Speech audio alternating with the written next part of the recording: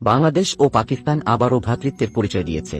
বাংলাদেশের স্বাধীনতার পর প্রথমবারের মতো কোনো কার্গো জাহাজ সরাসরি পাকিস্তান থেকে বাংলাদেশে পণ্য পরিবহন করে নিয়ে এসেছে।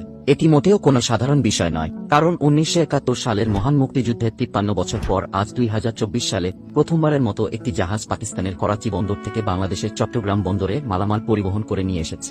২ বছর আগেও এই ধরনের চিন্তাভাবনা ছিল অকল্পনীয়, কারণ ২০২২ সালে পাকিস্তান চীন থেকে পিএনএস তৈমুর নামের একটি জাহাজ কিনেছিল।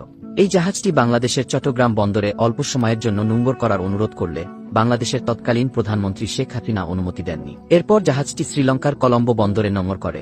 একটি ভিডিওতে দেখা যায় কিভাবে বাংলাদেশের বর্তমান প্রধান উপদেষ্টা ডক্টর মোহাম্মদ ইউনুস এবং পাকিস্তানের প্রধানমন্ত্রী শাহবাজ শরীফ একে অপরকে উষ্ণভাবে শুভেচ্ছা জানাচ্ছেন ও করমর্দন করছেন।